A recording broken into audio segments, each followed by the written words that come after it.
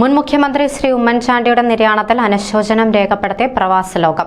ലളിതമായ ജീവിതവും ജനക്ഷേമത്തിന് മുൻതൂക്കം നൽകി ജനഹൃദയങ്ങളിൽ ഇടം നേടിയ നേതാവാണ് ഉമ്മൻചാണ്ടിയെന്നും 24 മണിക്കൂറും ജനസേവനത്തിനായി നീക്കിവെച്ച സമാനതകളില്ലാത്ത മാതൃകയാണ് അദ്ദേഹമെന്നും വിവിധ പ്രവാസി സംഘടനകൾ അഭിപ്രായപ്പെട്ടു.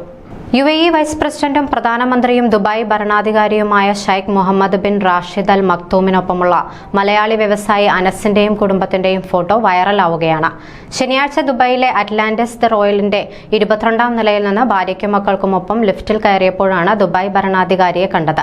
തങ്ങൾ അമ്പരന്നു പോയെന്നും ഷൈഖ് മുഹമ്മദ് വളരെ സൗഹാർദ്ദപരമായാണ് പെരുമാറിയതെന്നും അനസ് പറഞ്ഞു. ദുബായ് ഭരണാധികാരിയോടൊപ്പം നിമിഷങ്ങൾ ചെലവഴിച്ചതിന്റെ സന്തോഷത്തിലാണ് അനസും കുടുംബവും. കുവൈത്തിൽ വിദേശ മദ്യം കടത്താൻ ശ്രമിച്ച പ്രവാസി പിടിയിൽ. അൽ വഫ്ര ഫാമിന് സമീപമുള്ള ഉമ്മുൽ ഹൈവാൻ പ്രദേശത്ത് നിന്ന് 14 കുപ്പി വിദേശ മദ്യവുമായാണ് ഇയാൾ പിടിയിലായതെന്ന് പ്രാദേശിക മാധ്യമം റിപ്പോർട്ട് ചെയ്തു.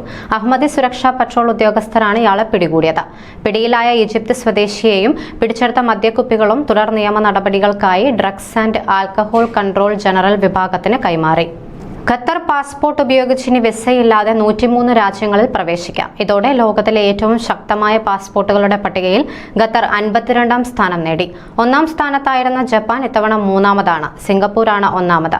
സിംഗപ്പൂർ പാസ്പോർട്ട് ഉപയോഗിച്ച് 192 രാജ്യങ്ങളിൽ വിസരഹിത പ്രവേശനം സാധ്യമാക്കും. ജർമ്മനി, സ്പെയിൻ, ഇറ്റലി എന്നീ രാജ്യങ്ങളിലെ പാസ്പോർട്ട് ഉപയോഗിച്ച് 190 രാജ്യങ്ങളിലും Austria, Finland, France, Japan, Luxembourg, ദക്ഷിണ കൊറിയ, സ്വീഡൻ എന്നീ രാജ്യങ്ങളിലെ പാസ്പോർട്ട് ഉപയോഗിച്ച് 189 രാജ്യങ്ങളിലേക്കുമാണ് വിസരഹിത പ്രവേശനം. പാസ്പോർട്ട് ഉപയോഗിച്ച് വിസയില്ലാതെ എത്ര രാജ്യങ്ങളിൽ പ്രവേശിക്കാമെന്നതും സാമ്പത്തികം ഉൾപ്പെടെയുള്ള ഘടകങ്ങളും വിലയിരുത്തിയാണ് പട്ടിക തയ്യാറാക്കുന്നത്. ഇന്റർനാഷണൽ എയർ ട്രാൻസ്പോർട്ട് അസോസിയേഷനിൽ നിന്ന് ലഭിക്കുന്ന വിവരങ്ങൾ പ്രകാരമാണിത്.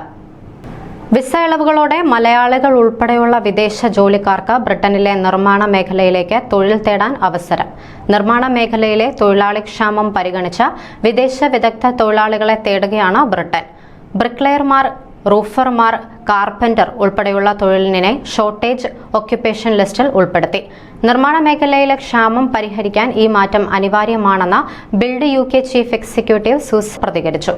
UKയിലെ ഏറ്റവും കുറഞ്ഞ വാർഷിക ശമ്പള പരിധിയായ 20,480 പൗണ്ടായിരിക്കും ഇവർക്ക് ശമ്പളമായി ലഭിക്കുക. ഹിജ്റ പുതുവത്സര അവധിയോടനുബന്ധിച്ച് ജൂലൈ 20 മുതൽ ഷാർജയിൽ പൊതു പാർക്കിംഗ് സൗജന്യമായിരിക്കുമെന്ന് ഷാർജ മുനിസിപ്പാലിറ്റി അറിയിച്ചു. എന്നാൽ നീല നിറത്തിൽ പാർക്കിംഗ് രേഖപ്പെടുത്തിയ സ്ഥലങ്ങളിലും 7 ദിവസത്തെ പണമടച്ചുള്ള പാർക്കിംഗ് സോണുകളിലും അവധി ദിനത്തിലും ഫീസ് അടയ്ക്കുന്നത് തുടരും.